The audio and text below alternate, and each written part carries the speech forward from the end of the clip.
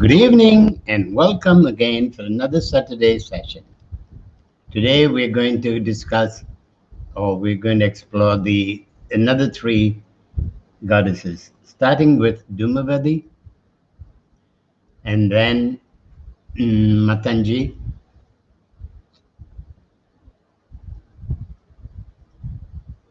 and Baglamukhi. So the three goddesses are important. So we have done except for Tripura Sundari, I'm keeping her to the last with Kamlamika because it's a very important subject for a lot of us, because that would determine the way we go in this life.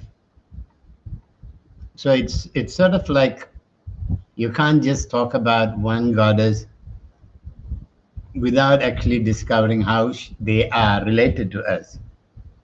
Because if when we talk about inner Shakti yoga, we're talking about our subtle body, the energy that is within us. Okay, so we want to find the fire of awareness and to make us feel energy.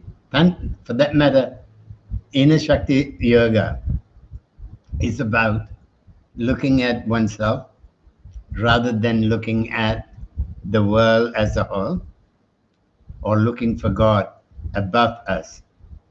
The question of above does not come into play until we know what is within us.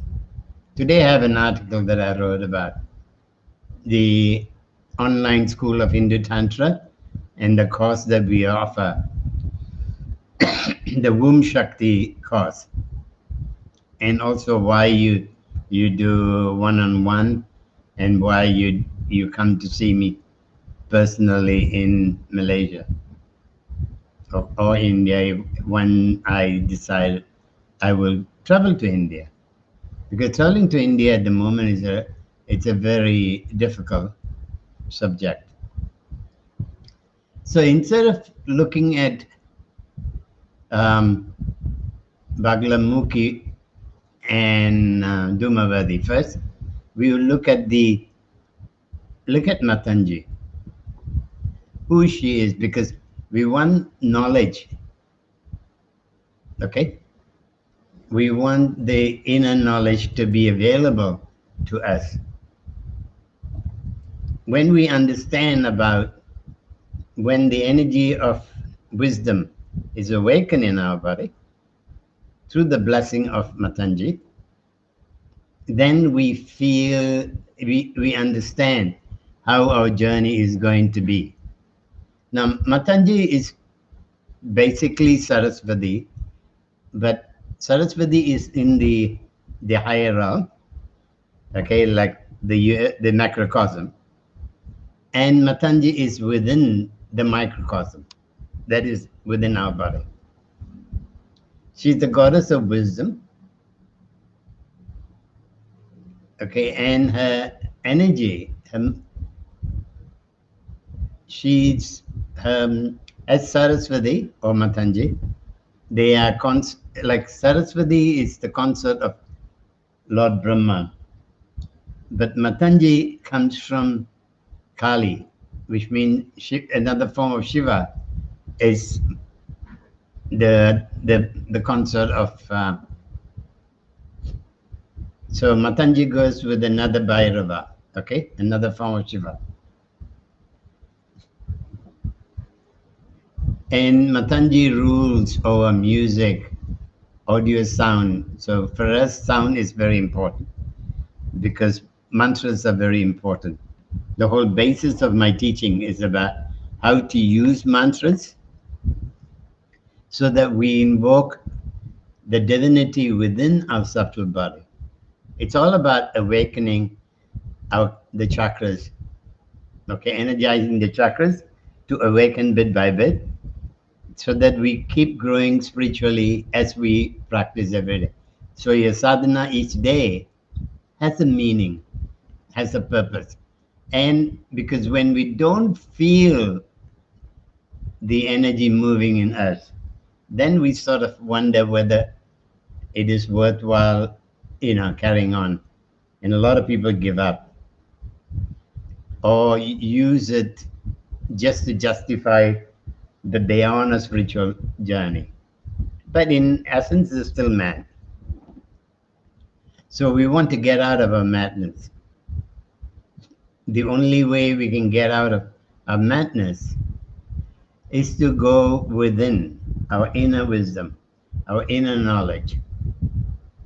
For that, Matanji is important. Because Matanji rules over the extraordinary aspect of us, beyond the bounds of conventional thinking. She is great in the sense that she's also known as an outcast. Because, there are different teachings, okay? Some say because she actually accepts or receives food that's eaten by the devotees. So the poor devotees who have limited food, they would take some of the food and give the rest to Matanji. All the other goddesses, you make it for the goddess and you serve the goddess. And then you eat after that. Okay? Now, that is why she's considered outcast as well. And then another aspect of Matanji is important. She's also guru, spiritual teacher. She instructs us, okay, through the spoken words. So when I say, like, normally I tell my students to do another affirmation, which is, I'm the teacher of God. When you say, I'm a teacher of God, that means your spoken words are the instructions that comes from God. So you become guru, because a guru is a messenger of God. Okay?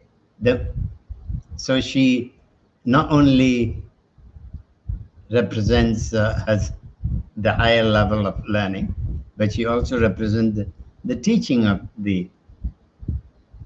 she represents the guru aspect of a teacher. The spiritual instructions that everybody that is ready to teach or serve humanity as a yoga teacher or healer or whatever, whenever you give instruction to people, you have to allow her to be the speaker for you. Because she's the guru, she speaks, she is the one that speaks through you. Okay? Then we have another aspect. She also removes obstacles, like Lord Ganesh does.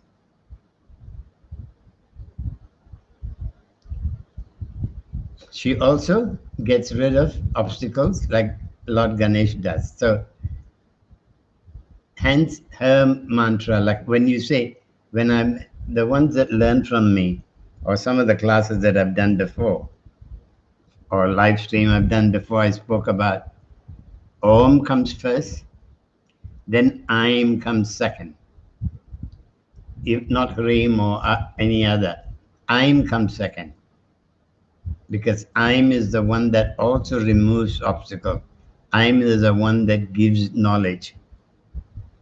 The knowledge of how to remove obstacles. Knowledge that will remove obstacles, okay? So when you look at Ganesh, and you look the same way you look at, because when you look at Ganesh, you think about intelligence, siddha, accomplishment. When you look at Matanji, you think of the same thing. So this is very important, okay? Then when you think about divine, like when you speak, when you're the teacher of God, your words become divine and has power, and it'll have feeling and passion. You need all the three. You need the power of word, feeling, and passion to make your, I mean, immediately, whether you want to be a teacher or you just enjoy living, and because anything you do, you're going to be talking. So when you want to talk, for people to listen to you and enjoy your company, you need the power of word to start with. I mean, whatever you articulate with a bit of, with that determination or that feeling, and then you need passion. Okay, passion makes you. It's a human emotion that brings about bliss as well.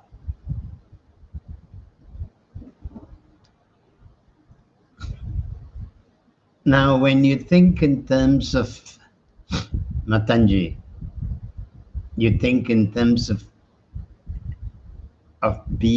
having her bring about in your life that playfulness, that feeling happy, feeling together.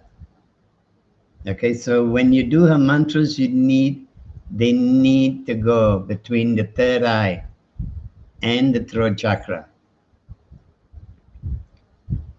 so that you can feel her energy completely within you.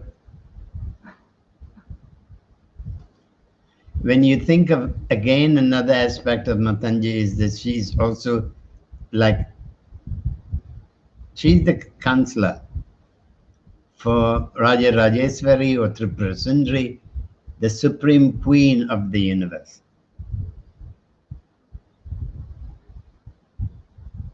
So because of that, Matanji also has the power over all mantras. So let us sit down and look at how we're going to do her mantras, okay? So when you're doing her mantras, the sound has to go between your throat chakra and your third eye. And it's because her mantra governs the third eye till the tip of your tongue, okay? So when you go, Om, you don't open your mouth and do Om. You keep your mouth open very little, just enough for the sound to come out. And you go, Om. Then you find that it spreads to the third eye, but also to the tip of your tongue. Okay, you go, Om.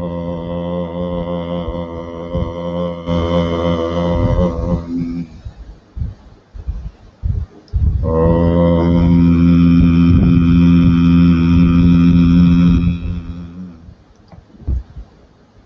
You try the Om, okay?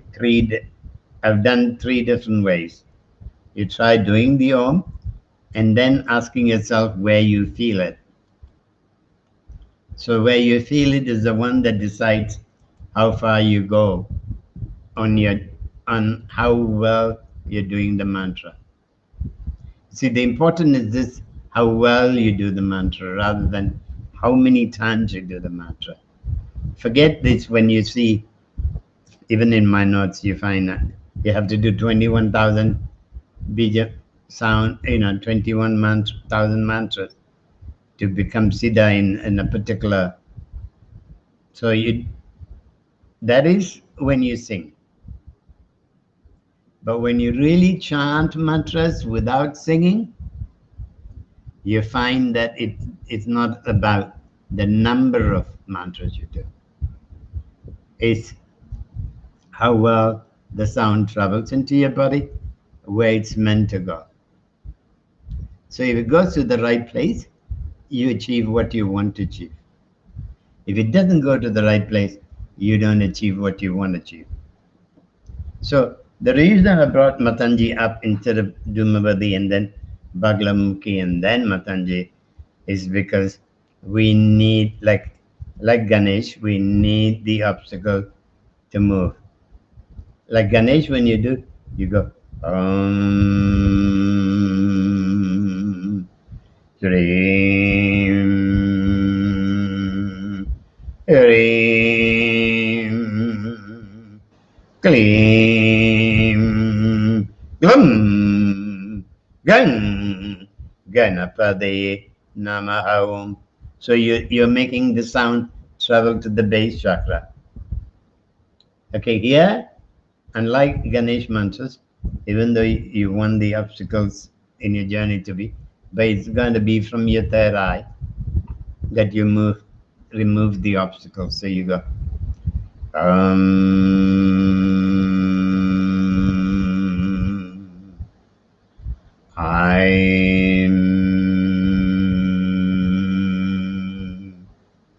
Now you find that unlike what they normally is, the Matanji mantra is Om Hrim Aim Shrim Namo Bhagavati Yutesha Chandali Sri Matange Very Swaha. Instead of doing that mantra, because that takes a long time, and you're praising her, describing her. The goddess don't need you to describe her. The goddesses don't need you to praise them. You're going to feel them. You have to know why you're doing the mantras. You got to have the passion to do the mantras, and you have to have the feeling of doing the mantras. Okay, feeling can only be realized when you create a frequency. The tone that goes into your body is the one that decides how much you're going to feel. And then that feeling would turn into passion, because when you start enjoying that movement of energy within your body. So it's not about how many mantras you do or how sweet your voice is. There you go.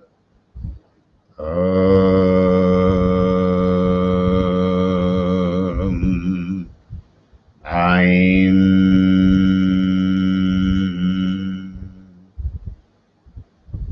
Hrim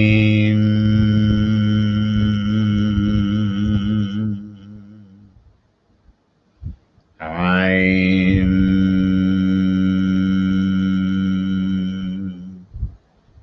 Shrim Shri Matangeshwari Swaha. So I have the Hrim for Rajarajeshwari or Tripura Sundari. I have the Shrim for Kamalamika. Okay, so that instead of the Hrim, I'm Shrim, and then singing a whole lot of words to praise her. I've taken out the praise, but then added doing the I'm twice. So one before Hrim and one before Shrim, which means you have the three aspects of that energy flowing within your body, and they interrelate to each other. They give strength to each other. So you go I'm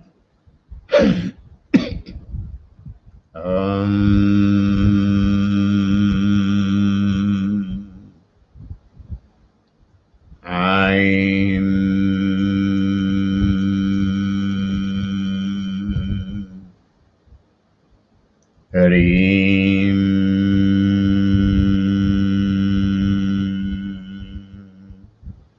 I'm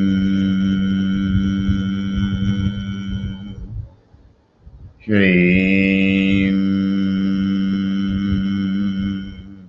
Shri Matangeshwari Swaha. If you look at the description of that video, the the live stream, you'll find the words of the mantras.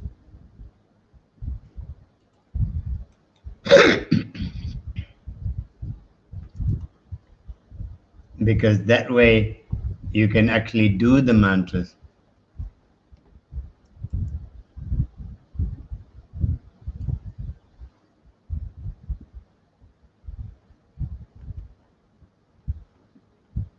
Now I'll type out the mantras for you.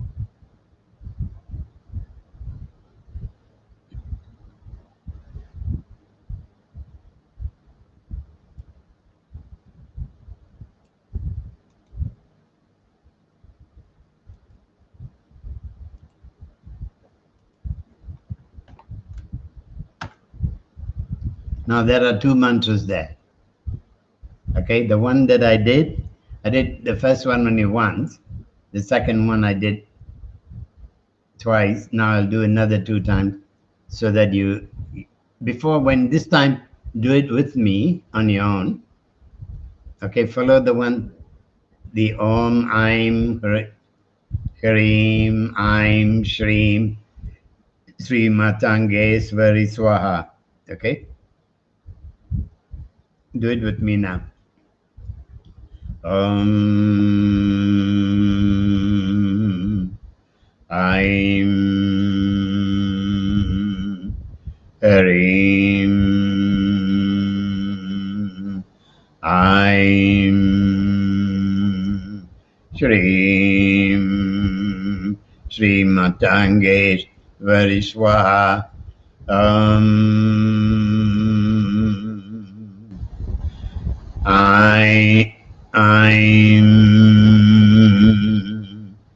Hrim, I'm Shrim, Sri Matangeshwari Swaha. I'm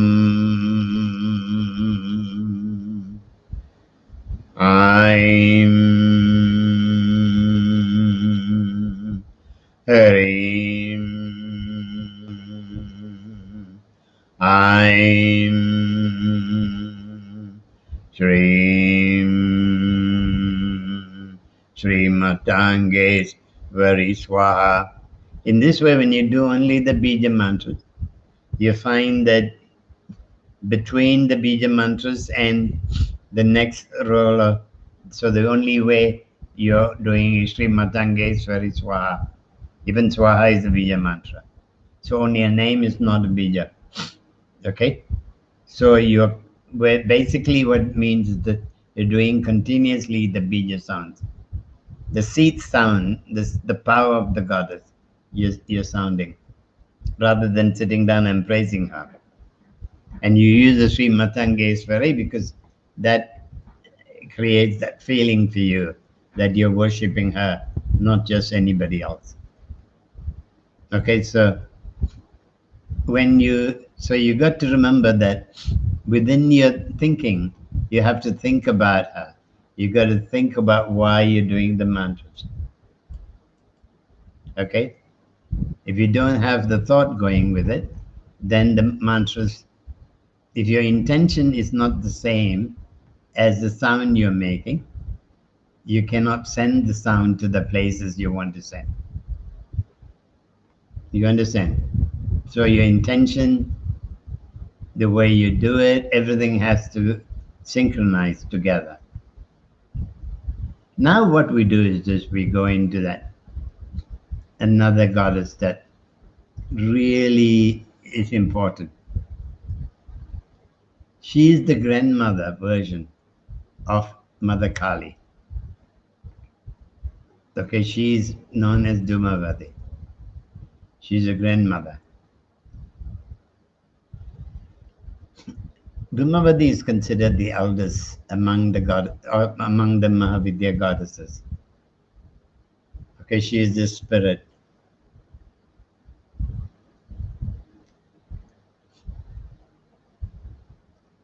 She stands among all the other goddesses as the grandmother spirit. So when you look at her, I mean, a lot of people are scared, like she can be very harsh, this, that, and the other. Actually, no. My experience, I find when I do dum, dum, I feel more joy in me, more because I feel that a sound, that dum, dum, permeates every part of my body. Okay, so I don't find her terrible. That was the first time when I started doing Matanji. It's the same thing when I want to build a temple with Kali as the main goddess. A lot of people objected. They say, oh, it's dangerous, you shouldn't. And if you don't do it the proper way, you'll be in trouble. I don't know whether anything is proper or improper what I do. I don't follow rules, okay? I just do what comes to me at that moment. And until today, I think life is great. And she appears to me quite often. Every time I teach, whatever I say is from her. I mean, she's given me, from very young, she's given me a lot of knowledge that I didn't have to go and study, Like when I needed to cook, I became a great, I mean, I don't want to say I became a great chef, but the world recognized me as a chef. I got rated by all the top critics. In that way, in each attempt that I've done well. Because this is the only work where I cannot say, I have achieved what I want to achieve. Serving humanity is the most challenging and yet the most beautiful. Challenging in the sense that because I chose to do it the difficult way, I chose not to have disciples hanging around me. I like to have students, but I don't want them to hang around me because I don't want to get into the habit of using them and they getting used to the habit of being used and following me like blind followers. Followers are always blind because they don't have that quality of a seeker. A seeker doesn't follow. A good book for anyone to read would be Siddhartha. Siddhartha is a good book that will tell you why you don't be a follower, but a seeker. Evan Hayes, that is incredible. His book Siddhartha is incredibly very, very nice, but it gives you a good reason why you don't want to be a follower. But that doesn't mean you don't need a teacher. That doesn't mean you don't need to have loyalty towards a teacher. Okay? You get loyalty, love, everything got to be there. You got to serve your teacher. But at the same time, you do not follow a teacher blindly, because there's a lot of us out there. I mean, when I say us, because I don't want to say that I am something different. We have needs. We're human, and we do make mistakes. So when we make mistakes, you got to be saying, okay, my master has made mistakes, so I would let it pass, but I'm not going to do what is meant to be done. Because if you follow whatever I do out of my weakness, then you are in trouble. And then you'll eventually hate me. But if you only do what comes when I'm in that role of a teacher, okay, so that's why a lot of teachers always say, do what I say and don't do what I do. Okay, in that sense, but again, I say, watch me when I'm doing a ritual and then you learn from it. Because you can't, everything cannot be given in words. Because a lot of things cannot be expressed in the English language. where a lot of my students are Westerners. Okay, when you think of Dhumavati's name, you think about the smoky, because she is the one, Dhumavati is the one that controls the smoke. Okay, her nature is to illuminate. Okay, not eliminate our life. Okay, so you need her. I mean, she's also portrayed as a widow. She is only goddess in the Mahavidya goddess that do not have a husband, a male principle with her. So she's Shakti without Shiva, as pure potential energy. She's what? She's pure potential energy. But she hasn't got any motive, any will or motive in it.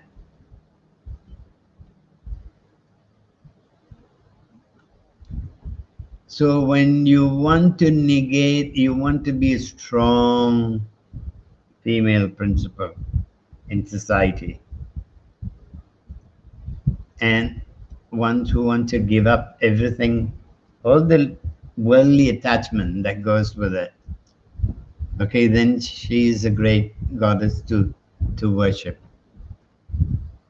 But it also applies for men as well, okay?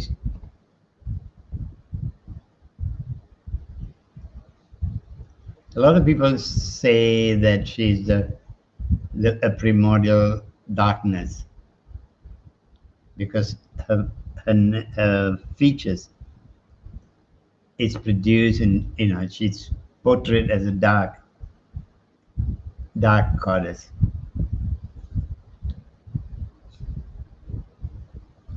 So when we want to do the mantra, we shouldn't think, okay, we want to move from, she's like Kali, so she can take you from darkness into light.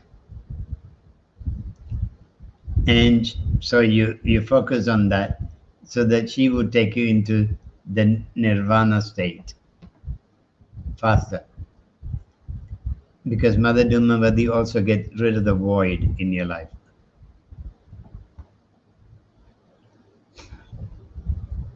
And she has the power to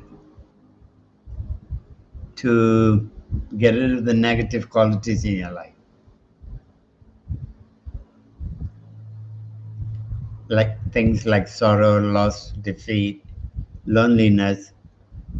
Now, especially in the coronavirus, when we all stuck at home, and especially like in Malaysia, it's always been shut down, lockdown, open, lockdown, open.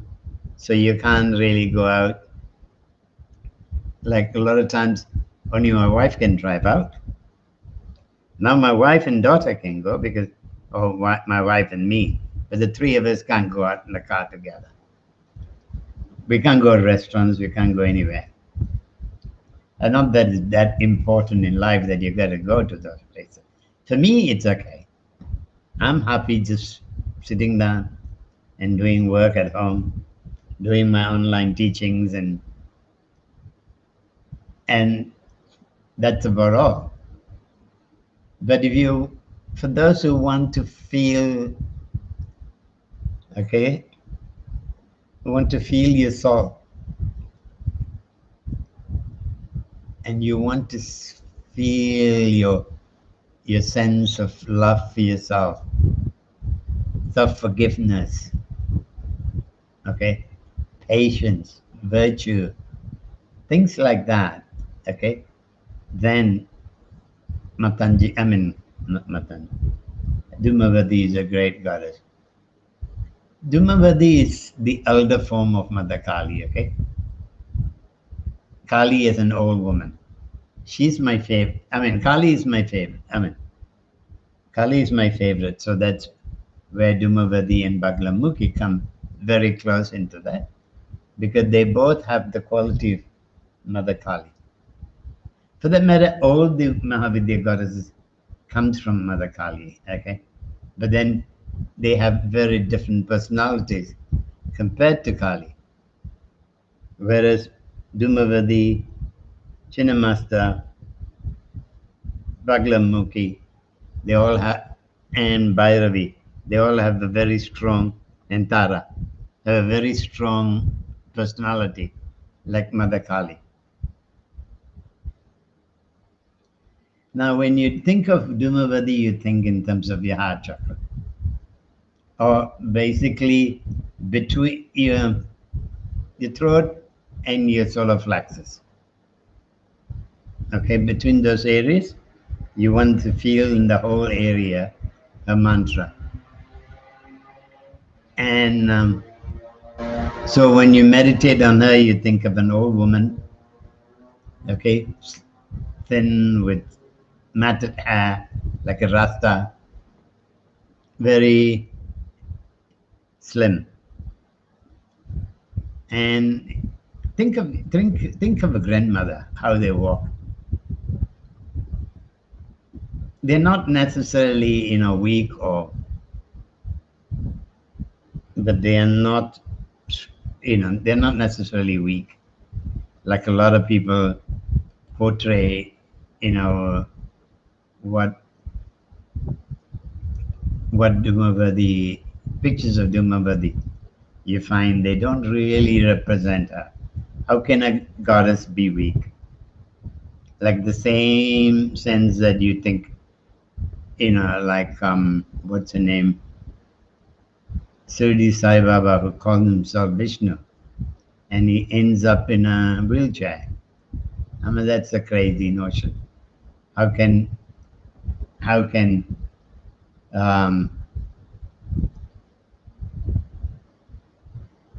Vishnu end up in a wheelchair? So we don't. It's a crazy thought, but in the world of illusion, everybody. What book? Now we have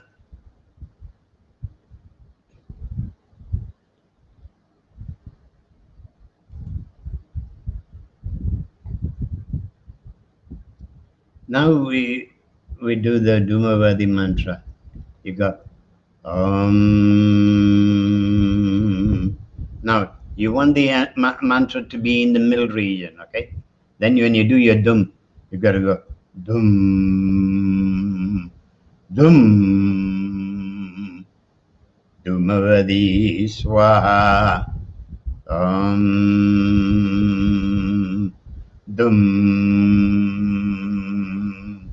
Dhum, Dhumavati Swaha, Dhum, Dhum, Dhum, Dhumavati Swaha. Now somebody asked me whether to put a book in the chat. What book are you looking at? I have notes for my students, which is in a book form. And then I have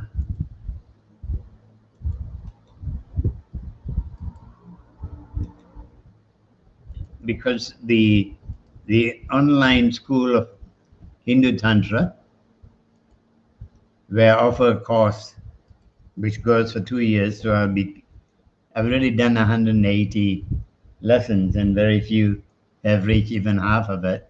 So I'm waiting for them to reach before I keep increasing the number of lessons, Rebecca.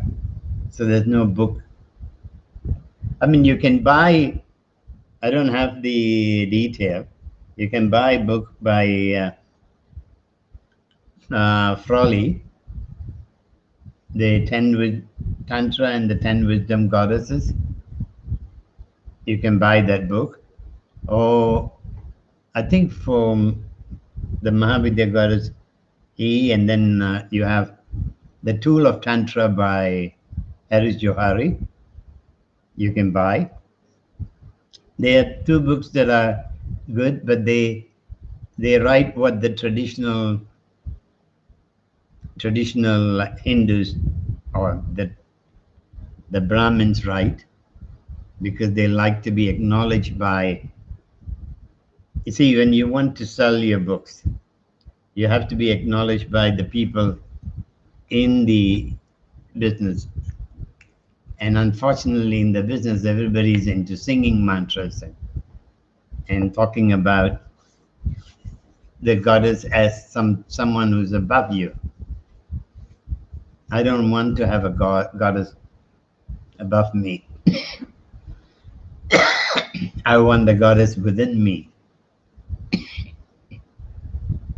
So what I'm teaching online, and for students that come to me personally, is to how to awaken the goddesses within, or within the subtle body, the different chakras, and the different way of using sound to do that. So if you have followed my teaching for a while, you will find different mantras I ask you to do different areas of the body.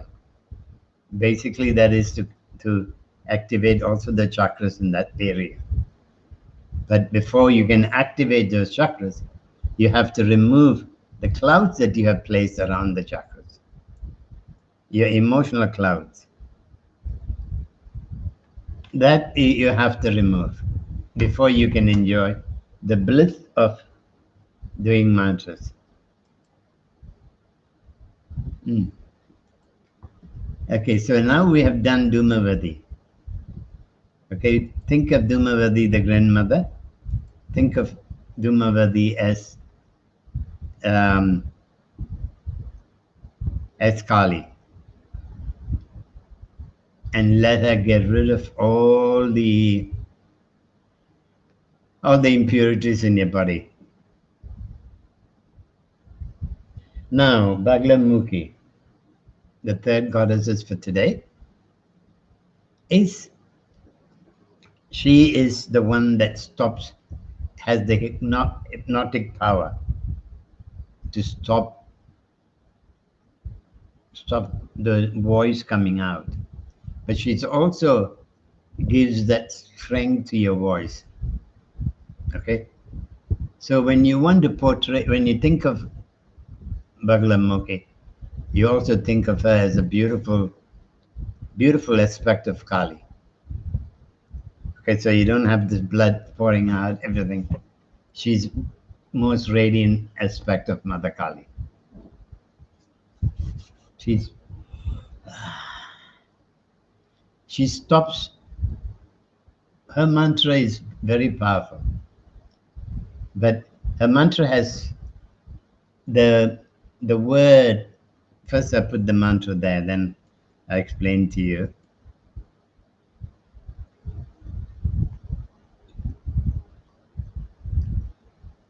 Because then you'll understand. Because they talk about the face, they talk about her mantra is very important.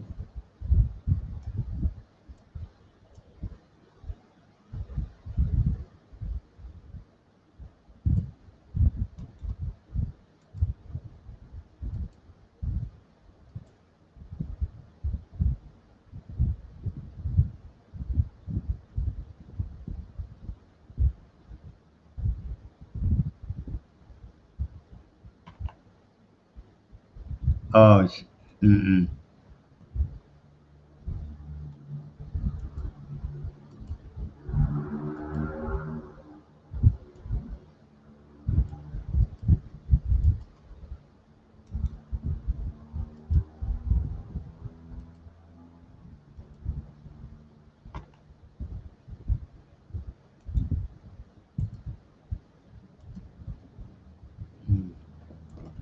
crazy.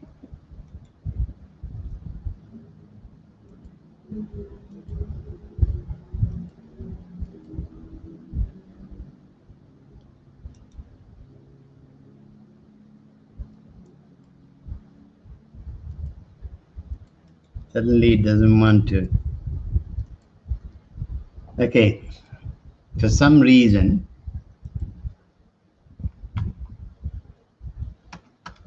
I'm trying to cut and paste the mantra. Okay.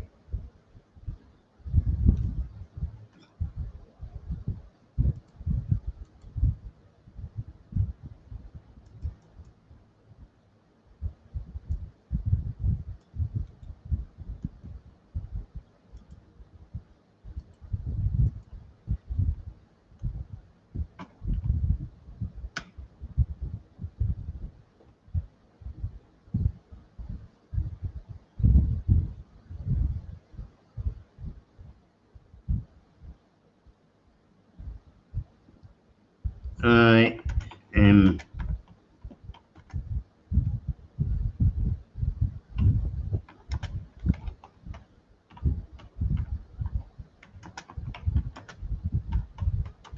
no, I'm not on YouTube, and you can't hear, you can't have the chat in YouTube for some, because I need to go in there, and when the video is done,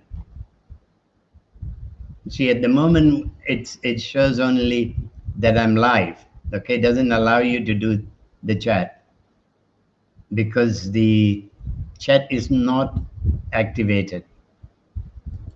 You know, even the comment is not activated, I think. So when you want to comment or you want to ask question, you got to do it here. Okay, you can't do it on YouTube, because when I finish the online, I go to YouTube, and then I have to go and allow comments, because each of them have their own, unless I start doing live stream on YouTube. I don't want to use too many platforms.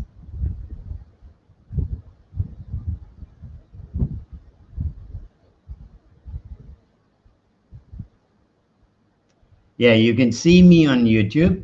You can only, that's why I wrote, that's why I think Klimkari explained to you. You can see me on YouTube, but you can't chat with me. You can't ask questions. If you want to ask questions, you got to be here on Vimeo. And then tomorrow, those who are really interested in talking, then tomorrow the one I'm doing on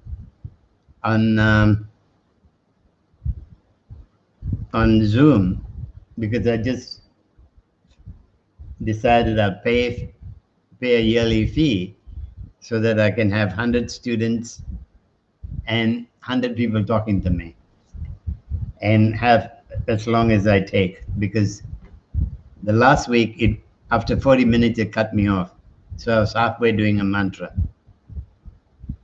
So tomorrow I'll have all the time to do I decide when I'm going to finish. Okay, like now, let's try the Baglamukhi mantra so that we can then sit down. I can answer questions.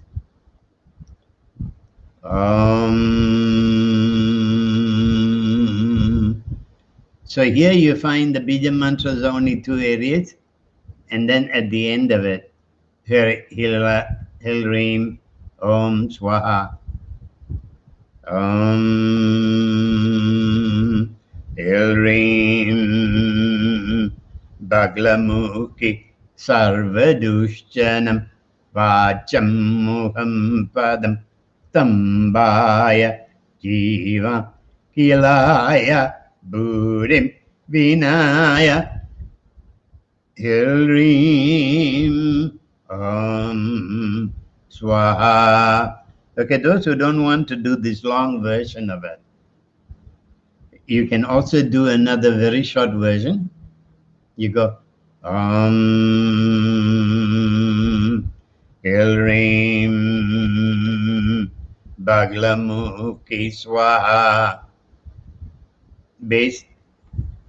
Basically, the other part of the mantra is explaining all the different aspects, you know, your face, your speech, and how you stop people from talking. Okay, so it's important for you to know it and feel it, so that when you do a mantra, that's what you expect to achieve from her. So you go, Elrim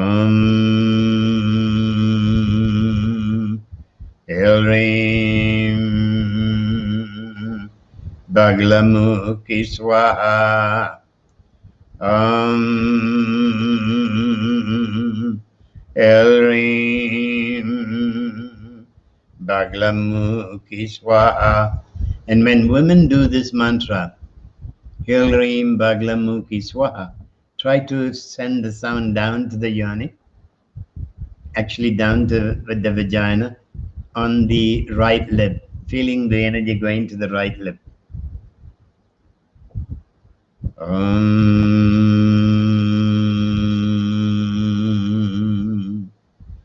Elrim Baglamukhi Swaha. So you can also, then I'll give you the long version again. Elrim Baglamukhi Sarvadushtanam Vachamuham Padam Stambaya Jivam Kilaya Burim Vinaya Elrim Swaha. Okay?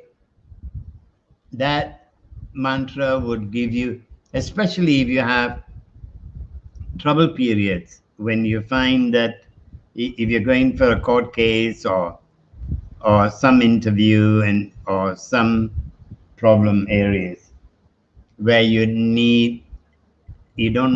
want to have the power. You don't want people to sort of say bad about you or challenge you. Then you do the mantras for a week before you go to any interview or any court case or anything, and you'll find that you will win, because those who want to oppose you do not have that the words cannot come out in them to oppose you, so they will more want to be in harmony with you. Okay, now comes to question time. Okay, anybody has questions?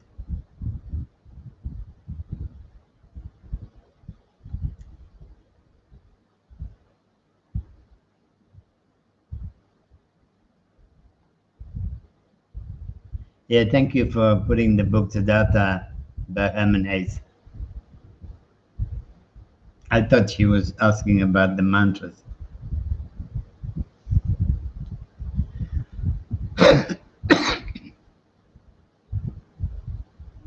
So as I said, next week we're going to do Tripura Sundari, because we need to go, the 3 chakra, we need to work on each aspect of each triangle. And everything that I'm going to be talking about, normally I put it out there on video description or Facebook.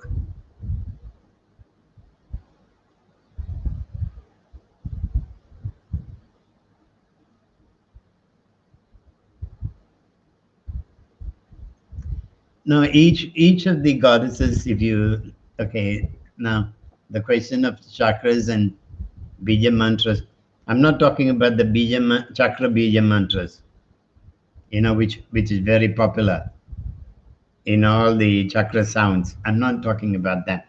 I'm talking about actually, instead of using the sound of the petals, to actually work on the sound of the goddesses, the mantra for each of the goddess. Because if you've looked at, you've got to go to YouTube, and then you'll find a lot of my live stream that I've done. You find there's one where I talk about how to move the energy in different parts of your body and how to move through your different channels. Remember that there are two nadis that go from your throat chakra to your second chakra. So every word that you utter will travel through all those chakras between your throat to your second chakra.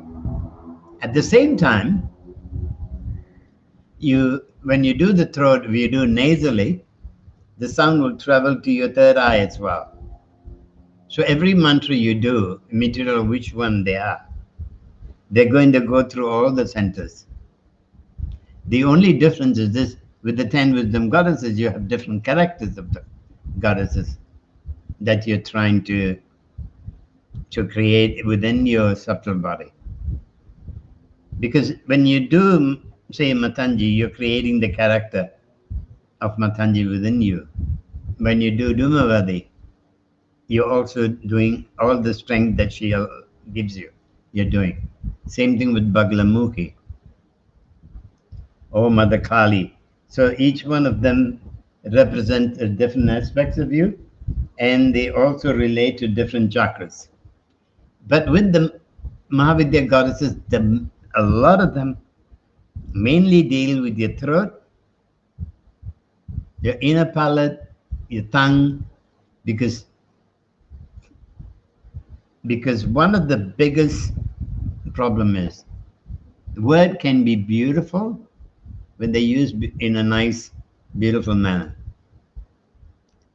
But words can also be very harsh.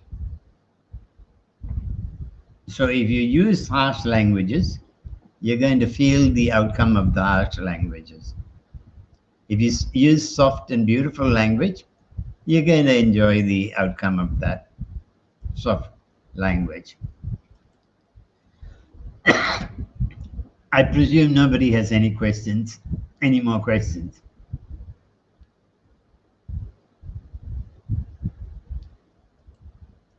Okay. Now, like for instance, when you do Om, you go Om. You're thinking of the third eye. But when you go Om, then your third eye and your tongue is involved. Then when you go Om, then you've taken the third eye to meet your heart chakra. You learn as you keep doing your mantras, you find that you can start sending them to different directions as you like. Okay? Okay, then thank you everybody for being here. And if you have any questions, you can keep it till next week when we meet again. I will give you more insight into it. So until next week, or you can also join me tomorrow. Then you can ask questions. Vanakkam. Have a good time and see you tomorrow. Bye.